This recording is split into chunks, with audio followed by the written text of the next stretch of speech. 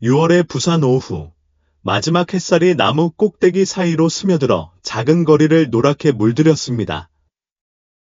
더운 여름 공기는 아직 사라지지 않았습니다. 사람들은 여전히 붐비는 거리를 서둘러 오가고 있었습니다. 요란한 자동차 경적 소리와 거리, 상인들의 익숙한 울부짖음이 섞여서 도시 생활의 시끄러운 사운드 트랙을 만들어냈습니다. 고급 커피숍 앞에는 땀에 젖은 머리카락, 퇴색된 옷, 낡은 플라스틱 샌들을 신은 8살쯤 된 소년이 서 있었고, 그는 안을 들여다보고 있었습니다.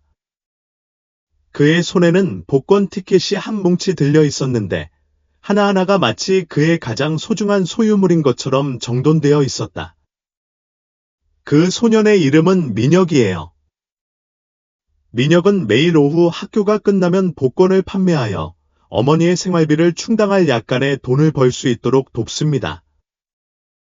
그의 어머니 연서는 도시에 있는 큰 건물의 관리인으로 일하고 있습니다. 청소 일은 힘들지만 그 수입은 어머니와 아이가 가난한 노동자 계층이 사는 지역의 비좁은 임대방에서 간신히 살아남을 만큼입니다. 오늘은 평소보다 민혁의 판매가 느렸다. 사람들이 바쁘게 지나갔지만 아무도 그에게 차를 멈추고 티켓을 사주려고 하지 않았습니다. 소녀는 하늘을 올려다보았다. 해가 저물고 있었다. 더 이상 책이 팔리지 않는다면 그는 감히 집에 돌아가 어머니의 걱정스러운 눈을 마주칠 수 없을 것이다. 갑자기 비싼 차 한 대가 커피숍 앞에 멈췄습니다. 차 문이 열리고 한 남자가 내렸다. 그는 깔끔하게 맞춤 제작된 회색 정장을 입고 있었고 손목에 찬 반짝이는 롤렉스 시계가 일몰을 반사하고 있었습니다. 그 남자는 부산에서 두 번째로 큰 부동산 회사의 사장인 지수다. 그는 차분하게 커피숍으로 들어왔고 그의 우아한 외모와 자신감 넘치는 태도는 많은 사람들이 그를 돌아보게 만들었다. 민혁도 그쪽을 보았지만 그 남자의 화려한 외모 때문은 아니었다. 소녀는 눈살을 찌푸리고 지수를 뚫어지게 바라보며 무언가를 확인하려는 듯했다. 1초 후, 그는 그에게로 빠르게 걸어갔다. 삼촌, 저희 엄마 지갑에 삼촌 사진이 들어있어요. 조용한 분위기를 깨고 민혁의 맑은 목소리가 울려 퍼졌다. 지수는 멋진 카페 한가운데에서 멈춰 섰다. 그는 눈살을 찌푸리고 커다랗게 눈을 뜨고 자신을 올려다보고 있는 마른 소년을 내려다보았다. 방금 뭐라고 했어? 지수가 물었다. 그의 목소리는 차분했지만 약간의 놀라움이 섞여 있었다. 민혁은 고개를 끄덕였고 그의 어두운 눈에 확신이 가득했다. 엄마가 지갑에 내 사진을 가지고 있는데 정말 오래된 사진이야. 하지만 엄마는 내가 지금까지 알고 지내던 사람 중 가장 좋은 사람이라고 하셔. 지수는 깜짝 놀랐다. 그는 이 소년을 몰랐고 그렇게 어린아이를 둔 누군가를 알고 있다는 기억도 없었다. 하지만 그의 마음속에는 이상한 감정이 솟아오르고 있었고 그 혼란은 설명하기 힘들었습니다. 그는 앉아서 민혁을 똑바로 바라보았다. 당신의 어머니는 누구입니까? 민혁은 주저하지 않고 길 건너 공원을 가리켰다. 거기 오래된 도리자의 한 여자가 조용히 앉아 있었어요. 연서는 퇴색된 푸른색 청소복을 입고 있었고 손에는 여전히 작은 지갑을 움켜쥐고 있었다. 그녀의 눈은 민혁에게서 떠나지 않았다. 마치 군중 속에서 아들이 안전한지 확인하고 싶은 듯했다. 지수는 순간 심장이 멈춘 듯한 느낌을 받았다. 이름이 참 익숙하네요. 그는 천천히 일어섰는데 그의 다리는 평소처럼 불안정해 보였다. 낯선 느낌과 친숙함이 뒤섞인 느낌이 내 마음속에 스며들었다. 이 남자, 이 여자가 그가 알던 연서인가? 민혁은 손을 잡아당기며 천진하게 소리쳤다. 너를 어머니께 데려다 줄게. 지수는 망설였다. 거절하고 싶었지만 보이지 않는 무언가가 그를 붙잡았다. 모호한 기억이 솟아나며 그를 그 여자에게로 걸어가게 만들었다. 그는 고개를 끄덕였다. 민혁은 싱긋 웃으며 그를 붐비는 길 건너로 끌고 갔다. 단 몇 걸음이었지만 지수는 마치 시간을 거슬러 올라가는 듯한 자신의 삶에서 잊혔던 어느 시점으로 돌아간 듯한 느낌을 받았다. 앞서서 그 여자, 연서가 고개를 들었다. 두 사람의 눈이 마주쳤고 시간이 멈춘 듯했다. 10년 이상의 세월이 흘렀고 한때 청춘을 함께했던 두 사람이 격변의 삶 속에서 다시 만났습니다. 부산의 하늘은 점점 어두워지고 가로등이 번쩍이기 시작하며 도로에는 노란 후광이 드리워졌습니다. 교통은 여전히 시끄럽고 사람들은 여전히 서두르고 있습니다. 하지만 도시의 번잡함 속에서도 지수는 자신이 누구보다 잘 아는 여자 앞에 멈춰 섰습니다. 연서 역시 움직이지 않고 낡은 지갑을 꽉 움켜쥔 채 서 있었다. 그녀의 얼굴에는 감정이 드러나지 않았지만 눈은 차갑고 멀어 보였다. 그가 사랑했던 어린 소녀는 더 이상 남아있지 않았습니다. 정말 당신이군요. 지수는 목에 덩어리가 걸린 듯이 쉰 목소리로 말했다. 연서는 아무 말도 하지 않았지만 그녀의 눈은 모든 것을 비추고 있었다. 감정도 없고 향수도 없고 그저 고통스러운 낯설음만 있을 뿐이었습니다. 민혁은 두 어른을 순진한 표정으로 바라보며 마치 퍼즐의 두 조각을 맞추듯 설렘 가득한 어조로 소개했다. 엄마, 지수 삼촌이 나한테 말을 걸어요. 삼촌이 제 복권을 사셨는데 아직 못 받았어요. 지수는 잠에서 깨어나 소년을 내려다보았다. 민혁은 복권을 내밀고 있었고 그의 눈은 기대감으로 빛나고 있었다. 그는 살짝 미소를 지으며 복권 값보다 훨씬 큰 지폐를 지갑에서 꺼냈지만 곧바로 연서는 아들의 손에서 복권을 낚아챘다. 필요 없었다. 그녀의 목소리는 마치 그녀와 지수 사이에 보이지 않는 벽을 쌓고 싶어하는 듯 딱딱했다. 민혁은 약간 실망한 듯이 눈을 크게 떴다. 소녀는 지수 삼촌이 복권을 샀을 때 엄마가 왜 기분이 나빴는지 이해할 수 없었다. 지수는 여전히 연서를 바라보고 있었는데 그의 눈은 약간 아팠다. 괜찮으세요? 연서는 심호흡을 하며 차가운 목소리로 말했다. 어떻게 생각해? 지수는 아무 말도 하지 않았다. 그 질문에는 답이 필요 없다는 걸 알아요. 그는 그녀의 삶이 쉽지 않다는 것을 분명히 알 수 있었다. 퇴색된 관리인 유니폼, 가느다란 손, 손가락에는 굳은 살. 결론적으로 그녀는 살아남기 위해 열심히 일해야 했습니다. 12년 전, 연서는 늘 밝은 미래를 꿈꾸는 활기찬 소녀였습니다. 지금 그의 앞에 서 있는 사람은 수많은 폭풍을 겪은 한 여인이었습니다. 여기서 얼마나 오랫동안 일했어요. 그는 자신과는 아무 상관이 없는 대화를 이어갈 방법을 찾으려고 물었다. 연서는 재빨리 대답한 뒤 민혁의 손을 잡고 떠났다. 알았어. 아들아, 민혁은 아직도 후회하고 있다. 그는 지수를 바라보더니 이어서 어머니를 바라보았다.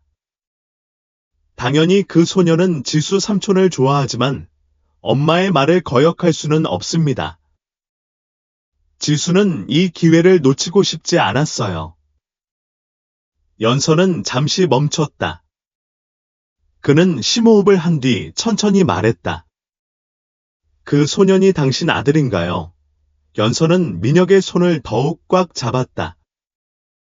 그녀의 몸은 살짝 떨렸지만 금세 평정을 되찾았다. 그녀는 다시 그의 눈을 똑바로 바라보았는데 그녀의 시선은 칼날처럼 날카로웠다. 양심이 조금이라도 남았다면 그런 질문은 하지 마세요. 바람이 불며 밤의 추위를 실어갔다. 지수는 가슴이 덜컥 내려앉는 것을 느끼며 가만히 서 있었다. 그는 자신과 다른 소년이 닮았다는 사실을 부인할 수 없었다.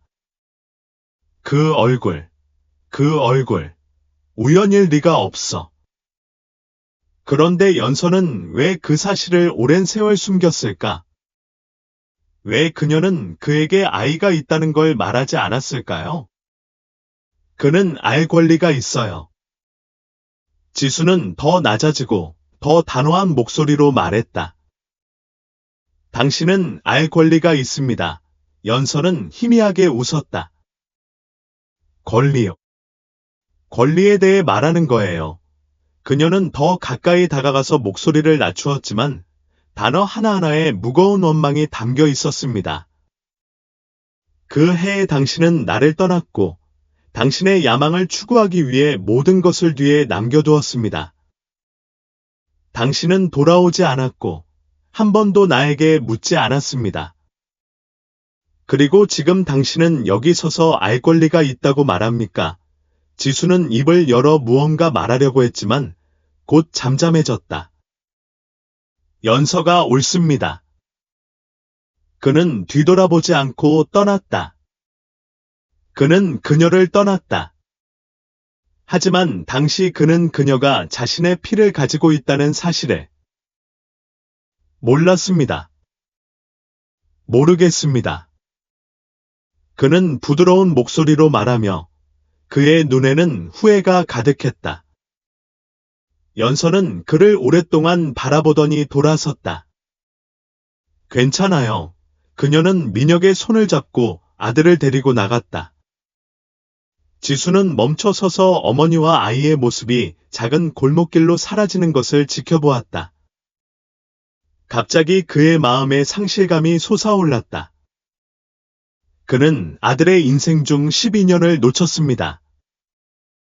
그리고 이제 연서는 그에게 뒤돌아설 기회를 주지 않는다. 하지만 지수는 이렇게 떠날 수 없다는 것을 알았습니다. 여기서 끝낼 수는 없어요. 그래서 그는 자신의 실수를 만회할 방법을 찾기로 결심했습니다. 그는 아들을 다시 보기 위해 모든 것을 해야 했습니다. 지수는 넓은 사무실에 조용히 앉아 멍하니 먼 곳을 바라보고 있었다. 그는 회사 본사 건물의 30층에서 부산에 번화한 시내 전체를 거의 볼 수 있었습니다. 밝은 불빛, 붐비는 거리, 분주한 사람들. 이 모든 것이 그가 오랜 세월 추구해 온 것이었습니다. 하지만 지금은 이 모든 사치 속에서도 그는 공허함을 느꼈다. 그의 머릿속에는 연서와 어린 소년 민혁의 모습이 늘 맴돌았다. 연서의 상처받은 눈빛, 민혁의 순수함, 이 모든 게 그를 잊지 못하게 만들었다. 그녀는 그의 전부였습니다. 하지만 야망 때문에 그는 그녀를 떠났고 지금 그녀 앞에 선 그는 단지 낯선 사람일 뿐입니다. 그리고 가장 끔찍한 것은 그가 아들의 인생 12년을 놓쳤다는 것입니다. 그의 마음 속에는 연서에 대한 분노가 아닌 자기 자신에 대한 분노가 스며들었다. 내가 알았어야 했지. 나는 그렇게 하지 말았어야 했어. 그는 심호흡을 한 뒤 전화기를 들고 익숙한 전화번호로 전화를 걸었다. 전화의 반대편에서 회장님이라는 목소리가 들렸습니다. 지수의 목소리는 낮았지만 눈빛은 단호했다. 건물 관리인인 연서에 대한 자세한 정보가 필요해요. 네, 바로 보내드리겠습니다. 지수는 전화를 끊으며 강한 결의로 마음을 가득 채웠다. 그는 연서가 이렇게 계속해서 자신을 피하는 것을 내버려 둘 수 없었다. 그는 그녀에게 보상할 방법을 찾아야 했습니다. 그녀가 아무리 그를 거절하더라도 그는 포기하지 않았습니다. 긴장된 회의가 있은 지 사흘 후, 사구의 오래된 아파트에서 연서는 방금 저녁 근무를 마치고 돌아왔다. 그녀는 흔들리는 나무 문을 열고 비좁은 방으로 들어갔다. 그곳에는 작은 침대 하나, 오래된 테이블 하나, 그리고 줄에 걸려있는 몇 개의 옷만이 있을 뿐이었습니다. 민혁이는 플라스틱 테이블에 앉아 숙제를 하고 있다. 어머니가 돌아오는 것을 보고 소녀는 곧바로 달려가 어머니를 껴안았습니다. 엄마가 집에 왔어요. 오늘 만점을 받았어요. 연서의 엄마는 미소를 지으며 아들의 머리카락을 쓰다듬었다. 좋아요. 한번 볼까요? 그녀는 앉아서 아이의 연습장을 들여다보았다. 삶이 아무리 어려웠지만 그녀는 여전히 민혁이 제대로 된 교육을 받을 수 있도록 노력했습니다. 그 소녀는 그녀의 전부이며 매일 노력하게 하는 동기입니다. 하지만 그녀가 그 순간을 온전히 즐기기 전에 문을 두드리는 소리가 들렸습니다. 연서는 깜짝 놀랐다. 이 지역에서는 밤에 누군가가 그녀를 찾아오는 일이 드물었습니다. 그녀는 문을 열려고 걸어갔고 그녀 앞에 서 있는 사람을 보고 심장이 멎을 듯했다. 지수는 여전히 똑같아요. 여전히 성공한 사업가의 품위 있는 모습을 하고 있죠. 하지만 그의 눈은 더 이상 예전처럼 차갑지 않았습니다. 연서는 주먹을 꽉 쥐며 목소리가 차가워졌다. 왜 여기 왔어? 지수는 즉시 대답하지 않았다. 그는 어머니와 아이 둘만 살기에 딱 맞는 좁은 방을 둘러보았다. 내 마음에 씁쓸함이 솟아올랐다. 우리 얘기해야 해요. 그는 낮지만 단호한 목소리로 말했다. 우리 사이에 할 얘기가 하나도 없어. 연서는 단호하게 말하며 문을 닫으려고 했다. 하지만 지수가 더 빨랐고 그는 손으로 문을 막았다. 민혁에 대한 이야기예요. 단 4단어지만 연서를 멈추게 하기에는 충분했다. 그녀는 아들을 돌아보았고 민혁이 두 사람을 호기심 어린 눈으로 지켜보고 있는 것을 보았습니다. 그녀는 아들에게 이 대화를 들려주고 싶지 않아 지수를 바라보았는데 그녀의 눈은 얼음처럼 차가웠다. 외출, 과거와 현재의 대립, 길가 카페에서 서로 마주 앉아있는 두 사람. 연서는 두 팔을 가슴 위로 교차시키고 그녀의 눈은 방어적인 표정으로 가득 찼다. 지수는 오랫동안 그녀를 바라보더니 왜 말해주지 않았어? 라고 말했다. 연서는 희미하게 미소 지었다. 뭐라고? 내가 떠났다고. 또, 저와 제 아이는 종종 지난 12년 동안 제가 혼자 그를 키웠다는 이야기를 합니다. 지수는 가슴이 뭉클해지는 것을 느꼈다. 모르겠어요. 그는 후회가 가득한 목소리로 천천히 말했다. 연서는 그를 바라보았다. 그녀의 눈은 수년간 억눌러왔던 분노로 번쩍였다. 모르겠어요. 신경 쓴 적이 없거든요. 그는 뒤돌아보지 않고 떠났다. 내가 어떻게 살았는지 물어본 적 있나요?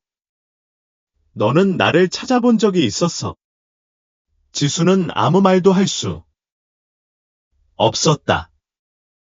자신이 옳았기 때문이다. 그는 자신의 야망에 너무 몰두해 있었습니다.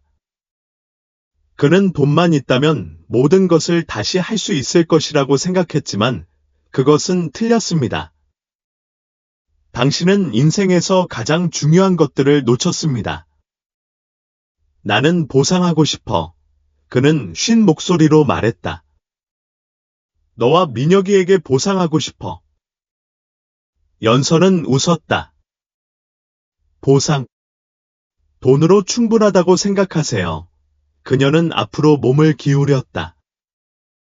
그녀의 목소리는 낮았지만 날카로웠다. 난 너 없이 살았어. 지난 12년 동안 난 내가 필요 없었어. 민혁이도 내가 필요 없어. 지수는 마음이 무거워지는 것을 느꼈다. 그 소년에게는 아버지가 필요해요. 그는 간청하는 목소리로 말했다. 연서는 그의 눈을 똑바로 바라보았다. 그녀의 눈은 더 이상 화가 나 있지 않고 두려움이 느껴질 정도로 차가워졌습니다. 민혁이는 엄마가 있으면 돼 그렇게 말하고 그녀는 일어나 돌아서서 떠났다. 지수는 그녀의 모습을 바라보며 무기력함이 가슴에 솟아올랐다. 그는 연서가 단순히 자신을 거부하는 것이 아니라는 것을 알고 있었습니다. 그녀는 그를 벌하고 있었고 어쩌면 그는 그럴 만한 짓을 했을지도 모른다. 하지만 그는 멈출 수 없었습니다. 그녀가 아무리 거절해도 그는 포기하지 않았습니다. 민혁 때문에, 가족 때문에 포기했어요. 지수는 차 안에 앉아 운전대에 시선을 고정한 채 머릿속은 혼란스러웠다. 연서의 말이 아직도 머릿속에 맴돌았다. 난 너 없이 살았어. 지난 12년 동안 난 내가 필요 없었어. 민혁이도 내가 필요 없어. 그의 모든 말이 마치 그의 가슴을 찌르는 칼과 같았지만 그는 연서가 진심으로 그런 말을 한 것이 아니라는 것을 알고 있었다. 아버지가 필요 없는 아이는 없고 자녀에게 아버지의 사랑이 부족하길 바라는 어머니도 없습니다. 그녀가 그렇게 말한 것은 그가 필요하지 않았기 때문이 아니라 그를 믿지 못했기 때문입니다. 그녀는 그를 신뢰했지만 그는 그 신뢰를 배반했습니다. 그리고 이제 그는 이번에는 다시 떠나지 않을 것이라는 것을 그녀에게 증명해야 했습니다. 지수는 다음 날 아들을 만나러 가기 위해 연서 씨의 아파트 단지 근처로 차를 몰고 갔다. 학교가 끝나갈 무렵 그는 차를 조금 떨어진 곳에 세우고 기다렸다. 잠시 후 민혁은 등에 작은 배낭을 메고 초등학교 교문 밖으로 달려나왔다. 소녀는 집 근처에 있는 시장을 향해 달려갔다. 지수는 차에서 내려 멀리서 그를 따라갔다. 민혁은 도넛 가게에 들렀다. 그는 황금빛 케이크를 보자 눈이 밝아졌다. 소녀는 주머니에 손을 넣고 잠시 뒤져보더니 주저했다. 그가 가진 동전은 몇 개뿐이었고 그 돈으로는 빵을 살 돈이 없었습니다. 지수가 다가와서 다정하게 물었다. 도넛 좋아해요. 민혁은 고개를 들어 지수를 보고 기뻐하며 지수 삼촌, 이라고 소리쳤다. 지수는 미소 지었다. 케이크 하나 사줄래? 민혁은 망설이다가 도넛을 바라보더니 다시 지수를 바라보았다. 마침내 그는 관심 있다는 듯이 고개를 끄덕였다. 지수는 케이크 2개를 사서 그에게 하나를 주었다. 민혁은 기쁨에 눈을 가늘게 뜨며 큰 한 입 베어 물었다. 맛있어요. 고맙습니다. 지수 삼촌. 지수는 길가 벤치에 앉아 그 옆에 앉았다. 학교에서 행복하니? 그는 물었다. 민혁은 고개를 끄덕였다. 예, 선생님, 하지만 어머니는 저에게 열심히 공부해서 미래에 좋은 직장을 갖고 어머니처럼 고생하지 말라고 말씀하셨어요. 지수는 그 말을 듣고 조금 가슴이 아팠다. 당신의 엄마는 힘든 시간을 보내고 있죠. 민혁은 고개를 끄덕이며 케이크를 씹으며 말했다. 엄마는 하루 종일 일해요. 어느 날 너무 피곤해서 의자에서 잠이 들었어요. 하지만 엄마는 괜찮다고 했어요. 내가 잘 지내기만 하면 행복하셨어요. 지수는 아무 말도 하지 않았다.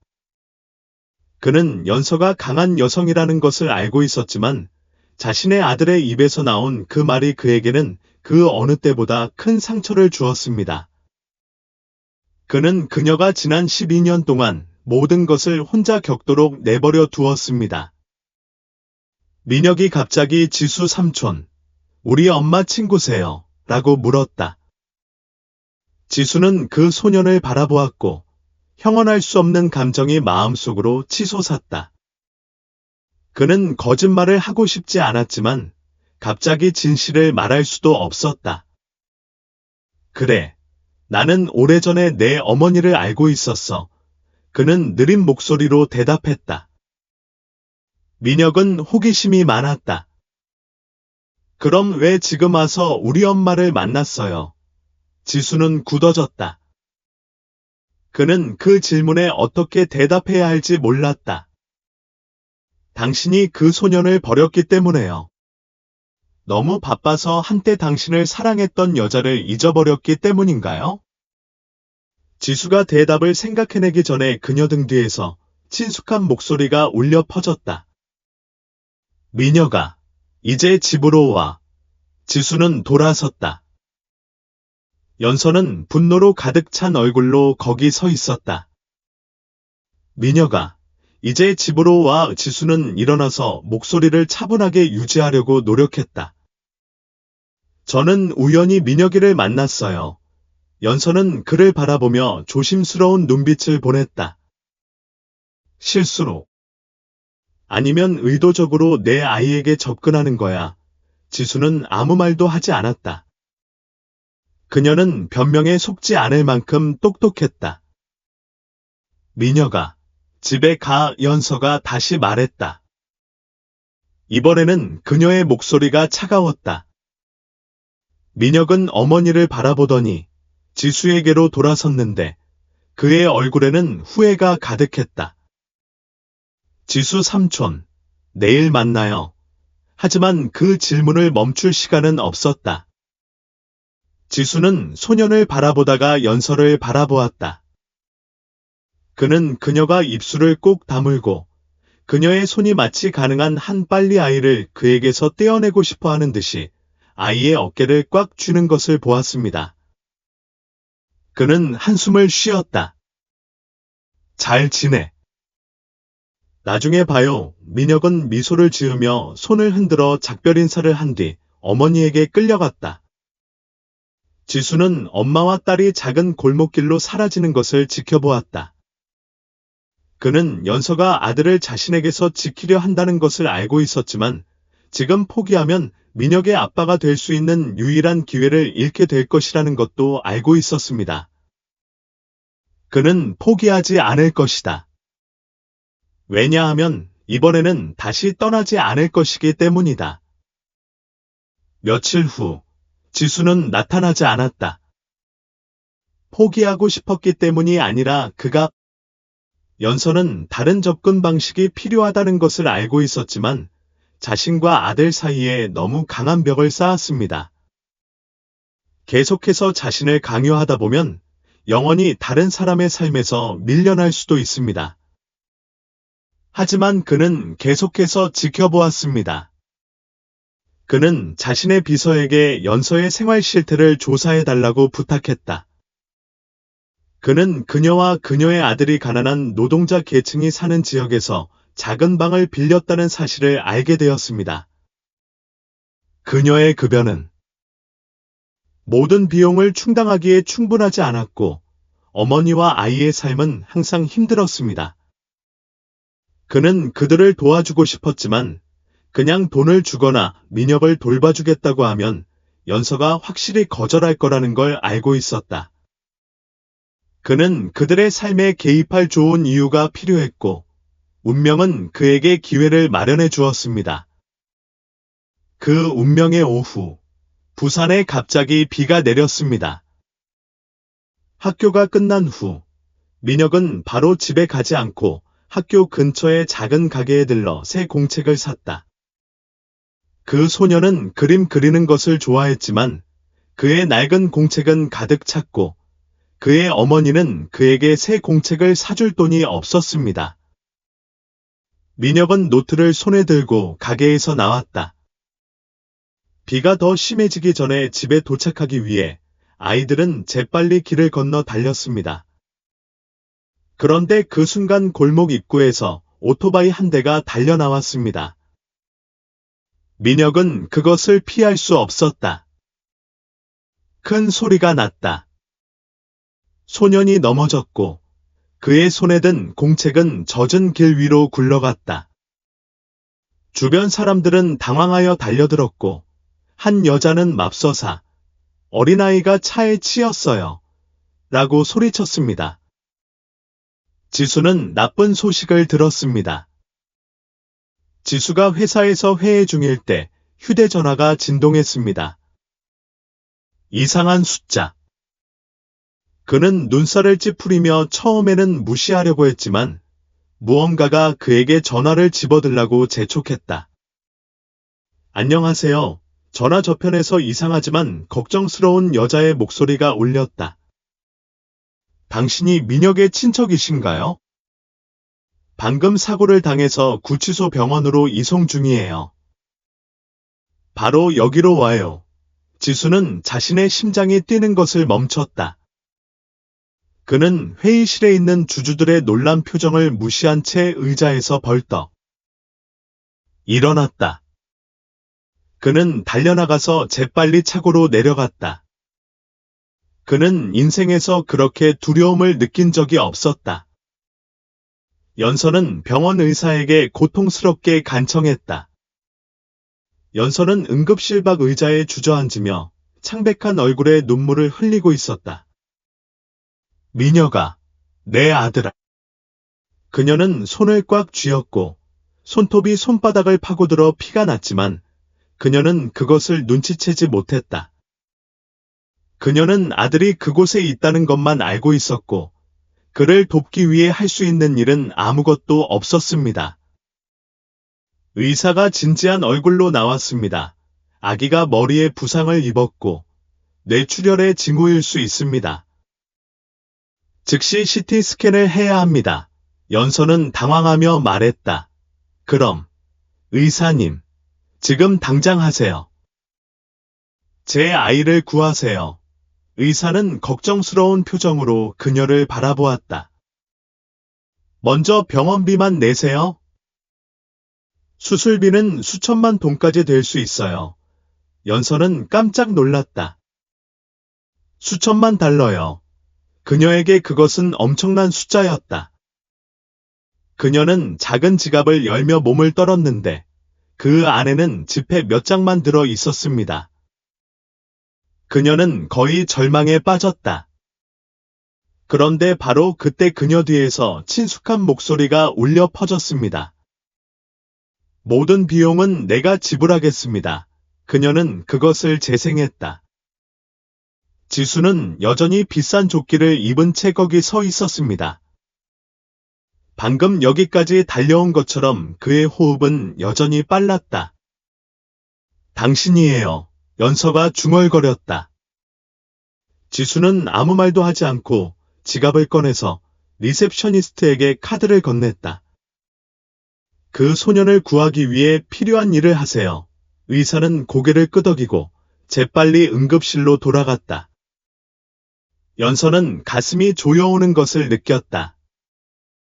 그녀는 그에게 감사해야 하지 않을까요? 그런데 왜 그녀는 마음속으로 그토록 씁쓸함을 느꼈을까? 지수와 연서는 병원에서 마주친다. 1시간이 넘게 지나서 의사가 나왔습니다. 응급수술은 성공적이었고 아이에게 뇌출혈은 없었지만 아직 추가 모니터링이 필요합니다. 연서는 안도의 한숨을 쉬며 얼굴에 눈물이 흘러내렸다. 감사합니다, 의사님. 감사합니다, 의사님. 그녀는 민혁이 잠들어 있는 병실로 곧장 달려갔다. 얼굴은 창백했지만 호흡은 더 고르게 들렸다. 지수는 문 앞에 서서 그 광경을 바라보며 가슴이 아팠다. 잠시 진정된 연서는 지수를 돌아보았다. 형님, 왜 그러셨어요? 지수는 눈살을 찌푸렸다. 넌 어리석은 질문을 하고 있어. 연서야. 그는 내 아들인데. 당연히 내가 그를 돌봐야지. 연서는 웃었다. 그러나 그 웃음은 씁쓸했다. 이제 그가 당신의 아들이라는 걸 기억하셨나요? 지수는 무슨 말을 해야 할지 몰랐다. 연서는 그를 바라보았고 그녀의 목소리는 분노로 떨렸다. 돈만 써서 그의 아버지가 될 수 있다고 생각해. 병원비만 내주면 지난 12년을 메울 수 있다고. 지수는 고개를 저었다. 아니요. 제가 신경 써서 그랬어요. 연서는 입술을 깨물었다. 만약 당신이 정말로 나를 신경 썼다면 그 애에 나를 버리지 않았을 거예요. 지수는 말문을 잃었다. 그는 어떤 변명도 자신이 가장 필요할 때 그녀를 떠났다는 사실을 바꿀 수 없다는 것을 알았습니다. 하지만 이번에는 그런 일이 다시 일어나지 않도록 했습니다. 그는 심호흡을 하고 그녀의 눈을 직접 바라보았습니다. 과거를 어떻게 보상해야 할지 모르겠지만 적어도 지금은 민혁이를 위해 뭔가 할 수 있을 것 같아요. 연서는 아무 말도 하지 않았다. 그녀는 인정하고 싶지 않았지만 깊은 마음속으로는 오늘 지수가 없었다면 그녀는 아들을 돌볼 수 없었을 거라는 걸 알고 있었습니다. 그녀는 누구의 도움도 받지 않고 혼자서 아이를 키울 수 있다고 생각하곤 했습니다. 하지만 이제 그녀는 원하든 원치 않든 지수가 민혁의 아빠라는 진실과 마주해야 한다. 그녀는 그것을 부인할 수 없었다. 지수는 그녀를 바라보며 목소리가 부드러워졌다. 나를 미워할 수는 있지만 아버지로서의 책임을 다하는 것을 막지는 마. 연서는 돌아섰고 대답하지 않았다. 하지만 그녀는 그를 쫓아내지 않았습니다. 지수는 이번에는 작은 발걸음이지만 앞으로 나아갔다는 것을 알았지만 적어도 연서는 흔들리기 시작했다. 병원은 밤에 이상할 정도로 조용했다. 하얀색 조명이 벽에 옅은 색을 비추며 병실의 차가운 분위기를 조성했다. 민혁은 침대에 꼼짝 않고 누워 있었고 그의 호흡은 규칙적이었으나 여전히 약했다. 그 소년의 작은 팔에는 붕대가 감겨 있었고 그의 이마에는 의사가 조심스럽게 붕대를 감아준 상처가 있었습니다. 연서는 침대 옆에 조용히 앉아 있었다. 그녀는 울음을 멈췄지만 모든 감정이 빠져나간 것처럼 눈은 텅 비어 있었습니다. 그녀는 방금 자신의 인생에서 가장 무서운 순간을 경험했습니다. 바로 외아들을 거의 잃을 뻔했던 순간입니다. 그리고 그녀가 아들을 지킬 수 있도록 도와준 사람은 바로 그녀가 가장 싫어하는 사람, 지수였다. 그는 여전히 병실 문 앞에 서서 멀리서 그녀를 지켜보고 있을 뿐 감히 안으로 들어갈 수는 없었다. 그는 자신과 연서의 경계가 아직 너무 크다는 걸 알고 있었기 때문이다. 한참 후에 연서가 목소리를 높였다. 왜 아직도 거기서? 있니?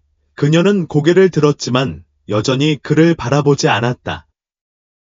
그녀의 눈은 여전히 잠자는 아들에게 고정되어 있었지만 목소리는 낮고 피곤했다. 병원비를 다 냈다면 가도 돼요. 지수는 눈살을 찌푸렸다. 나는 가지 않을 거야. 연서는 살짝 미소 지었지만 그 미소에는 따뜻함이 없었다. 뭐가 필요해?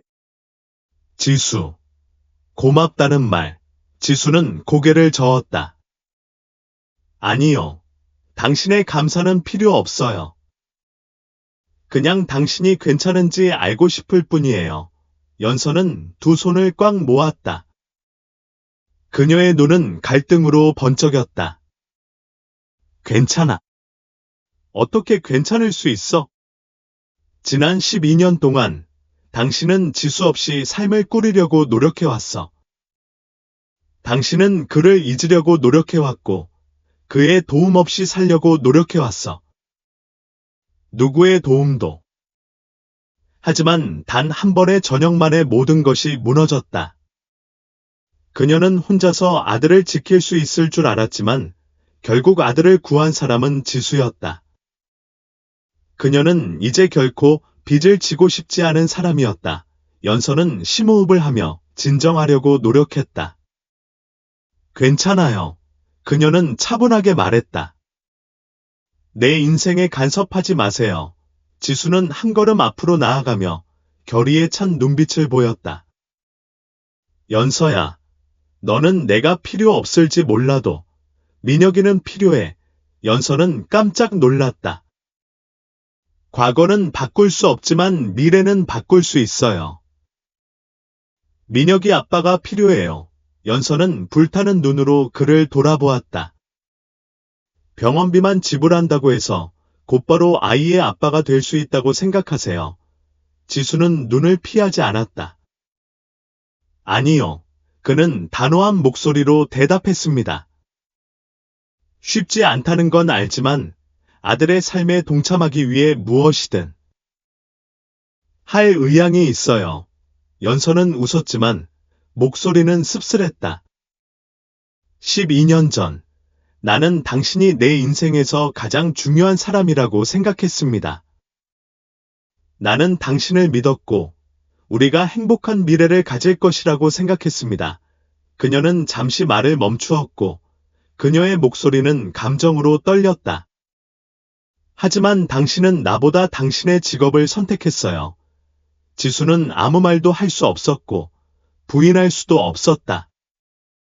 그의 글은 연서와 함께할지, 아니면 기회를 잡아 경력을 쌓을지 두 가지 선택에 직면했을 때 주저하지 않고 후자를 선택했습니다. 그는 연서가 기다릴 수 있을 것이라고 생각했지만 틀렸고, 이제 그는 그 결정에 대한 대가를 치르게 되었다. 그는 심호흡을 하고 그의 목소리가 더욱 진지해졌다. 내가 틀렸다는 건 알아. 바로 용서해 줄 거라고 기대하지는 않아. 바로 받아줄 거라고 기대하지는 않아. 하지만 민혁이랑 가까워지는 걸 막지 말아줘. 연서는 그를 바라보았고 그녀의 눈은 약간 부드러워졌지만 여전히 경계심으로 가득 차 있었다. 지수는 민혁이는 온전한 가족이 필요해. 그는 자기 아빠가 누군지 알 권리가 있어라고 덧붙였다. 연서는 어깨를 살짝 떨면서 돌아섰다. 완전한 가족이에요. 그녀는 중얼거렸다. 언제부터 그게 신경 쓰이는 거야? 지수는 주먹을 꽉 쥐었다. 이번에는 내가 다시 떠나지 않을 거라고 믿게 하려면 어떻게 해야 할까? 연서는 오랫동안 그를 바라보았다. 그녀는 대답하지 않았지만 이번에는 그를 쫓아내지도 않았다. 그리고 지수에게 그것은 희망의 빛이었습니다. 3일 후, 민혁은 병원에서 퇴원했다. 상처는 더 이상 심각하지 않지만 의사는 연서에게 앞으로 소년의 건강을 지켜보라고 말했습니다. 연서는 당장 아이를 집으로 데려가고 싶었지만 병원 문을 나서자마자 지수가 기다리고 있는 것을 보았다. 그는 평소처럼 정장을 입지 않고 흰 셔츠와 청바지만 입고 있어 좀 더 친근해 보였다. 하지만 연서는 여전히 차갑게 대했고 어머니와 딸의 삶에 자신이 포함되는 것을 원하지 않았습니다. 여기서 뭘 하고 있니? 연서가 물었다. 지수는 그를 무시하지 않고 민혁을 내려다보며 부드럽게 미소 지었다. 기분이 어때요? 민혁은 기쁘게 대답했다. 저는 괜찮아요. 지수 삼촌.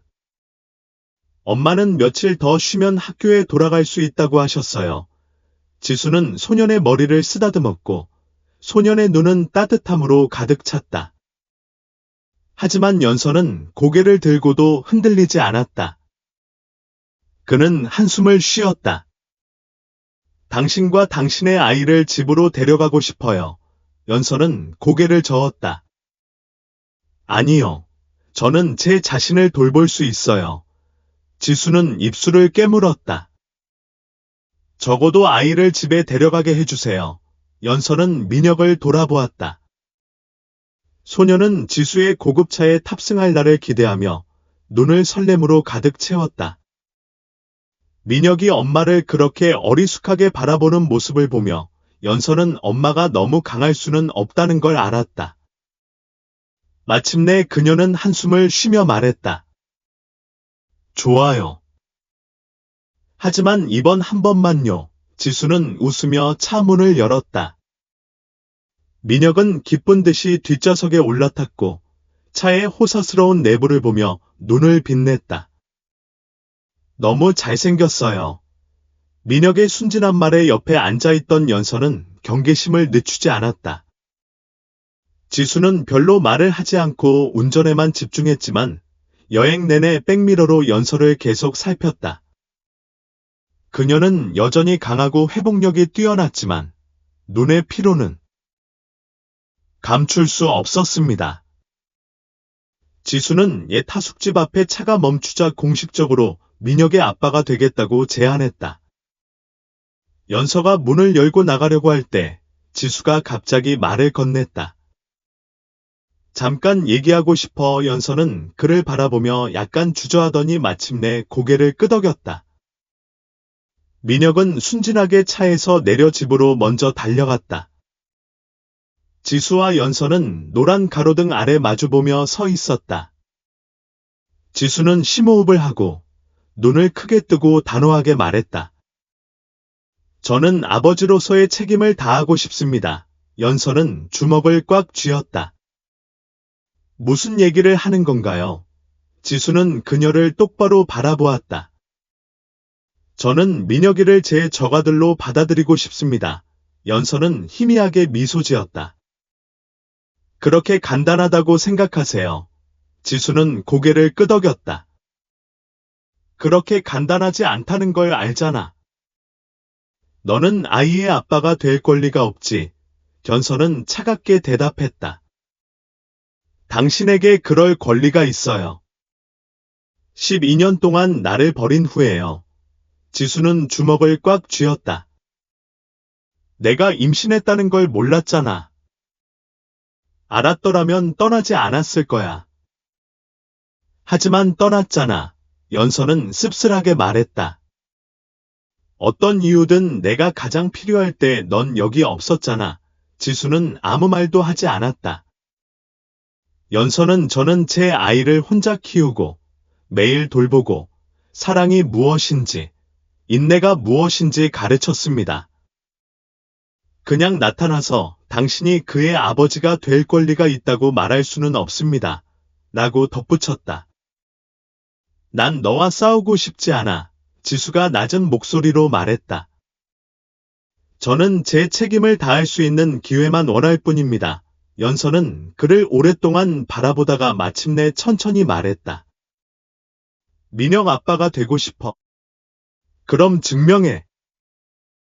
봐, 지수는 놀랐다. 어떻게 증명해요? 연서는 심호흡을 했다. 민혁이 다치는 걸 원치 않아요. 정말 그의 아빠가 되고 싶다면 다시는 그를 떠나지 않을 거라는 걸 증명해야 해요. 지수는 주먹을 꽉 쥐고 그녀의 눈은 결의로 가득 찼다. 나는 증명할 거야. 이번에는 실패하지 않을 거야. 지수가 자신을 증명하는데 오랜 시간이 걸리지 않았습니다. 연서가 그를 명목상으로나마 민혁의 아빠로 받아들인 이후로 그는 아들과 더 많은 시간을 보내게 됐다. 그는 매일 아침 작은 하숙집에 들러 민혁을 학교에 데려다 준다. 처음에 연서는 단호히 거절했지만 아버지가 아들을 학교에 데려다 주었을 때 그 어느 때보다 행복해하는 아들을 보고 마지못해 수락했습니다. 매일 오후 지수는 민혁을 데리러 온다. 때로는 아이를 데리고 아이가 좋아하는 음식을 먹으러 가기도 하고, 때로는 공원에 앉아서 이야기를 나누기도 합니다. 민혁은 지수와 점점 가까워진다. 소년의 어린 눈의 지수는 더 이상 낯선 사람이 아니었다. 그는 이전보다 어색하지 않고 자연스럽게 지수 삼촌이라고 부르기 시작했습니다. 하지만 가끔 너무 행복하면 실수로 그를 아빠라고 부르기도 했습니다. 그때 연서는 아무 말도 하지 않았다.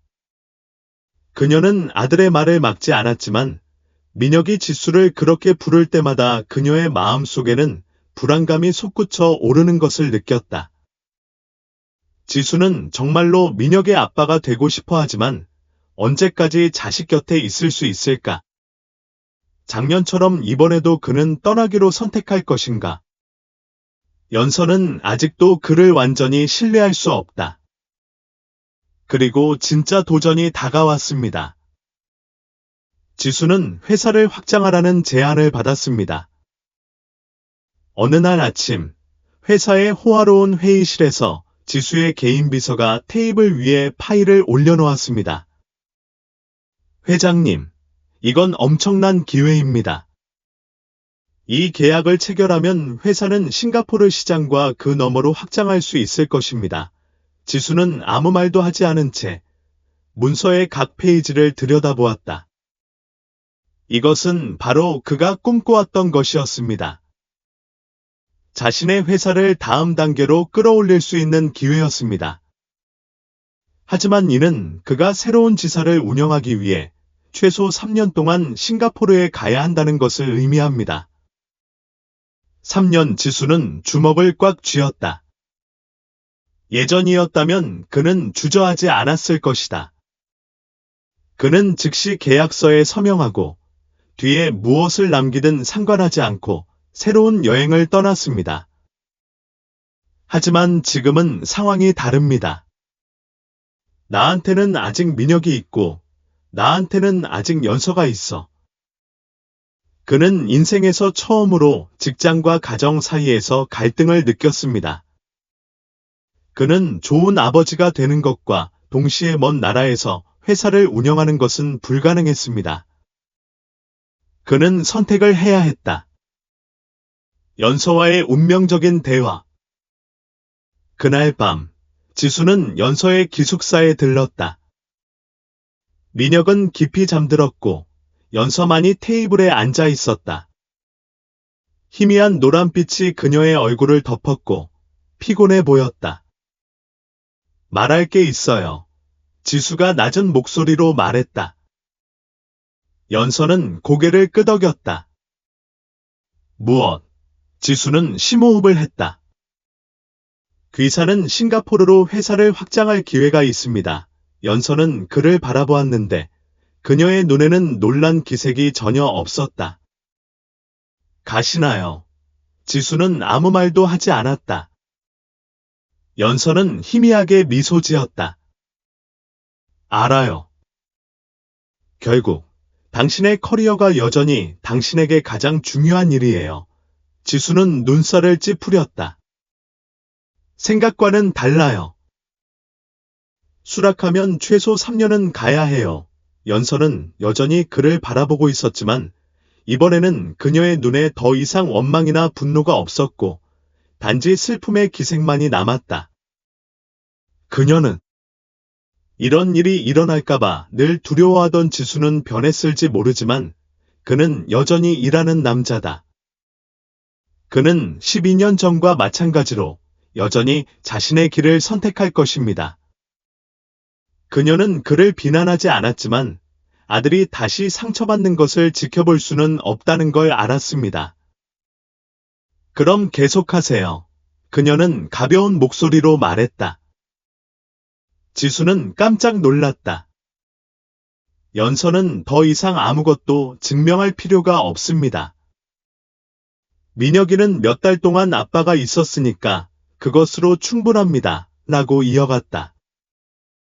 지수는 주먹을 꽉 쥐었다.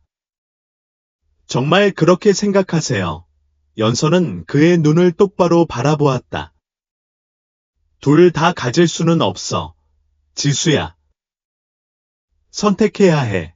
지수는 가슴이 조여오는 것을 느꼈다. 그는 그렇게 어려운 결정을 내려야 할 줄은 전혀 생각하지 못했습니다. 하지만 이제 그는 자신이 떠나면 연서와 민혁을 영원히 잃게 된다는 것을 깨달았습니다. 그는 한번 잘못된 선택을 했고 다시는 같은 실수를 할 수 없을 것이다. 그는 연서의 눈을 들여다보며 인생에서 처음으로 자신의 결정에 확신을 가졌다. 나는 가지 않을 거야. 연서는 놀란 표정으로 그를 바라보았다. 뭐라고 하셨나요? 지수는 심호흡을 했다. 그의 목소리는 그 어느 때보다도 확신에 차 있었다. 나는 가지 않을 거야. 나는 머물 거야. 연서는 깜짝 놀랐다. 그녀는 지수가 그렇게 좋은 기회를 포기할 수 있을 거라고는 전혀 생각지 못했습니다. 하지만 지금 그의 눈을 들여다보니 그녀는 그가 농담을 하는 것이 아니라는 것을 알았습니다. 그는 정말로 아들을 위해, 그녀를 위해, 그리고 그가 잃은 가족을 위해 머물기로 선택했고, 이번에는 다시는 가족을 잃지 않을 것입니다. 연서는 여전히 그 자리에 앉아서 방금 들은 것이 믿을 수 없다는 듯이 눈을 크게 뜬 채로 지수를 바라보고 있었다. 그녀는 그가 과거에 했던 대로 행동할 수 있도록 정신적으로 준비를 해두었지만 이제 그는 머물겠다고 말했습니다. 한때 모든 것보다 직장 생활을 우선시했던 지수는 아들을 위해 황금 같은 기회를 포기하기로 결심했습니다. 왜 믿을 수 없니? 연서는 의심이 가득한 눈으로 눈살을 찌푸렸다. 뭐 하려고 그러는 거야? 지수, 날 만지길 원해. 지수는 그녀를 오랫동안 바라보더니 살짝 고개를 저었다. 당신이 움직일 필요는 없어요. 이번에는 다시 가지 않을 거라는 걸 알아주셨으면 좋겠어요. 연서는 웃었지만 그 웃음 속에는 씁쓸함이 담겨 있었다. 그런 문장이 모든 것을 바꿀 수 있다고 생각하세요. 그 모든 일이 일어난 후에요. 지수는 잠시 말이 없더니 천천히 그녀 맞은편에 앉았다. 당신이 나를 믿는 게 쉽지 않다는 걸 알아요. 내가 다시 떠날까봐 여전히 두려워하는 거 알아요. 그는 멈춰서서 그녀의 눈을 똑바로 바라보았다. 하지만 저는 한번 잘못된 선택을 했고 그 대가를 치렀습니다. 지난 12년 동안 저는 같은 실수를 다시 하고 싶지 않습니다. 연서는 입술을 깨물며 감정을 드러내지 않으려고 했었다. 그녀는 지수가 민혁의 삶으로 돌아온 이후로 그 소년이 많이 변했다는 것을 부인할 수 없었다. 소년은 그녀가 줄 수 없는 것을 나눠줄 사람이 생겨서 더 행복했습니다. 하지만 그게 무슨 뜻인가요? 그녀는 아직도 과거를 잊지 못하고 있고 더 중요한 것은 언젠가 지수가 다시 마음을 바꿀까봐 두렵고 그렇게 되면 가장 큰 고통을 겪을 사람은 그녀의 아들이 될 것이라고 생각합니다. 그녀는 그런 일이 일어나는 것을 볼 수 없었습니다. 연서는 작은 목소리로 한숨을 쉬었다. 당신은 머물겠다고 했지만 그 다음엔 뭐 할 거야? 다음에 뭘 할 거야? 지수는 심호흡을 하고 진지하게 대답했다. 저는 계속 아기와 함께 있을 거예요. 당신과 민혁이에게 보상할 방법을 찾을 거예요.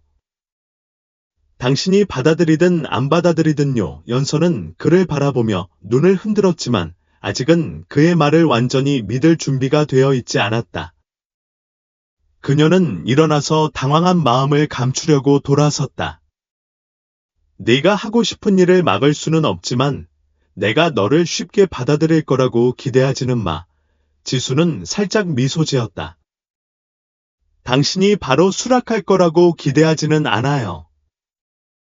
그저 내가 정말 머물고 싶다는 걸 증명할 기회를 줬으면 좋겠어요. 연서는 아무 말도 하지 않았다. 하지만 이번에는 적어도 그를 쫓아내지 않았고 지수에게는 좋은 징조였다. 두 사람의 관계는 점차 바뀌었습니다. 그 후에도 지수는 연서와 그녀의 엄마 옆에 계속 나타났다. 그는 여전히 매일 민혁을 학교에 데려다주고 그 소년과 이야기하는 시간을 보내고 그 소년이 들려주는 순진한 이야기를 인내심 있게 경청합니다. 민혁이가 조금씩 이야기를 들려주자 연서마저도 자신이 변했다는 걸 인정할 수밖에 없었다. 지수는 더 이상 자신의 경력을 추구하기 위해 모든 것을 다했던 젊은이가 아닙니다. 그는 성숙하고 배려심이 많으며 가족을 최우선으로 생각합니다. 그는 더 이상 이전처럼 돈을 이용해 자신을 증명하려 하지 않았고 대신 자신의 시간과 진심을 들여 그녀와 그녀의 아이의 삶에 조금씩 들어갔습니다. 그것이 연서가 흔들리기 시작한 이유였다. 그녀는 더 이상 그를 볼 때마다 긴장하지 않았습니다. 그녀는 더 이상 그의 도움을 즉시 거부하지 않았습니다. 그녀는 아직 그를 완전히 용서하지는 않았지만 그녀의 마음속에서 벽이 무너지기 시작했다는 것을 알았습니다. 첫 번째 따뜻한 순간은 민혁이가 깊이 잠들었던 어느 저녁, 연서가 베란다에 서서 따뜻한 차 한 잔을 들고 있을 때였다. 밤바람이 부드럽게 불며 길가에 핀 제스민 꽃의 희미한 향기를 실어갔습니다. 지수는 그녀 옆에 섰습니다. 오랜 침묵이 흐른 뒤 그는 나지막하게 말했다. 오늘 민혁이가 그림을 그렸어요. 연서는 눈살을 찌푸리며 그를 돌아보았다. 무엇을 그리죠? 지수는 미소를 지으며 주머니에서 접힌 종이 한 장을 꺼내 조심조심 펼쳤다. 크레용으로 그린 그림이에요. 그림 속에는 세 사람이 등장합니다. 어머니, 아버지, 그리고 그들 사이에 서서 두 손을 잡고 있는 어린 소년이 있습니다. 연서는 가슴이 조금 아팠다. 민혁이가 이 사진에 대해 뭐라고 했어? 그녀는 약간 목이 메어진 목소리로 물었다. 지수는 오랫동안 그녀를 바라보더니 천천히 대답했다. 그가 원하는 가족은 이 가족이라고 했어요. 연서는 아무 말도 하지 않고 그저 조용히 그림을 바라보았다. 부드러운 바람이 불어와 마른 잎사귀가 그녀의 발치에 떨어졌다. 그녀는 계속 자신을 속일 수 있고 계속 고집스럽게 지수에게 기회를 주지 않을 수 있다는 걸 알았습니다. 하지만 그녀의 아들은 어떻게 해야 할까요? 민혁이는 정말 가족을 원하는데 그냥 무시할 수 있을까? 그녀는 몰랐지만 한 가지 확실한 것이 있었다. 그녀는 더 이상 지수를 미워하지 않는다는 것이다. 아직 시간이 필요하지만 언젠가는 정말로 마음을 열게 될지도 몰라요. 이번에는 지수가 남을 것이다. 일주일 후, 부산은 보기 드문 맑은 아침을 맞이했습니다. 푸른 하늘과 부드러운 바람이 작은 거리를 지나갔습니다. 민혁은 거울 앞에 서서 교복을 정돈하며 애쓰고 있었다. 오늘은 특별한 날이에요. 학교에서 학년말 행사가 열리는 날이에요. 연서는 아들 옆에 서서 그의 칼날을 고치는 것을 도왔다. 그녀는 소년에게 자랑스럽게 미소 지었다. 증명서를 받으러 올라갈 때는 똑바로 서 있어야 하고 뛰어다니지 마세요. 민혁은 고개를 끄덕였다. 알아요. 엄마, 지수는 아들에게 줄 선물이 들어있는 작은 배낭을 들고 근처에 서 있었습니다. 오늘은 민혁이의 졸업식에 처음으로 참석한 날이었다. 그 셋은 집을 나와 학교로 향했다. 처음으로 세 사람이 함께 등장했습니다. 오늘 학교는 학부모와 학생들로 가득 찼고 아이들은 깔끔한 교복을 입고 학업 성취에 대해 수다를 떨고 있었습니다. 연서와 지수가 학교 운동장에 들어서자 많은 눈길이 그들에게 쏠렸다. 지금까지 연서는 학부모 면담에 항상 혼자 왔습니다. 그녀가 싱글맘이라는 사실과 민혁이에게는 아빠가 없다는 사실은 누구나 알고 있다. 하지만 오늘은 그녀 옆을 걷는 남자가 있었습니다. 그는 아들의 손을 잡고 있었습니다. 몇몇 부모들은 속삭였고 몇몇 교사들은 놀란 표정으로 지켜보았지만 연서는 신경 쓰지 않았다. 그녀는 민혁을 바라보며 그의 얼굴에 밝은 미소가 있는 것을 보았다. 엄마와 아빠가 함께 있을 때 아이의 눈에 기쁨이 반짝이는 것을 보고 그 순간 그녀는 자신이 옳은 일을 했다는 것을 깨달았습니다. 그녀는 지수를 완전히 용서할 수는 없었지만 적어도 그가 민혁의 삶에 들어오는 것을 더 이상 막지는 못했다. 행사는 순조롭게 진행되었습니다. 민혁이 상장을 받기 위해 무대에 오르자 그는 자랑스러움을 감추지 못했다. 시선은 아래로 향해 부모를 찾았다. 지수는 다른 손가락을 들어 격려하는 듯한 미소를 지었다. 연서 역시 고개를 끄덕여 격려했다. 소녀는 미소를 지으며 연단으로 달려가 인증서를 받았습니다. 민혁은 인생에서 처음으로 자신에게 완전한 가족이 생긴 것 같은 기분을 느꼈다. 마지막으로 행사가 끝난 후 연서와 지수는 민혁을 데리고 점심을 먹으러 나갔다. 소녀는 계속해서 자신의 업적을 자랑했고 지수는 인내심 있게 그의 말을 경청하며 끊임없이 아들을 칭찬했습니다. 식사가 거의 끝나갈 무렵 민혁은 갑자기 지수를 바라보며 지수 삼촌, 더 이상 안 가시죠? 라고 물었다. 지수는 오랫동안 소년을 바라보다가 살며시 그의 어깨에 손을 얹었다. 약속해요. 내가 항상 당신 곁에 있을 거라고 말했어요. 민혁은 신뢰가 가득한 눈으로 그를 바라보았다. 연서는 아무 말도 하지 않았지만 지수를 보는 순간 이번에는 정말 달라졌다는 걸 알았다. 그는 더 이상 자신의 경력을 위해 모든 것을 포기할 의향이 있는 젊은이가 아닙니다. 그는 자신의 삶에서 가장 중요한 것이 무엇인지 감사하는 법을 배웠고 아마도 그녀는 그와 자신에게 다시 시작할 기회를 줄 수 있을 것입니다.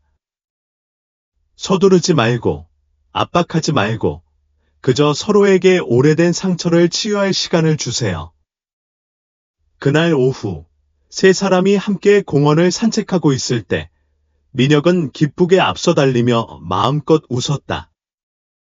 노을 아래서 연서와 지수는 나란히 걸어갔다. 누구도 아무 말도 하지 않았지만 두 사람 사이의 거리는 그 어느 때보다 좁아진 듯했다. 새로운 시작, 두 번째 기회, 그리고 이번에는 두 사람은 다시 서로를 잃지 않을 것이다.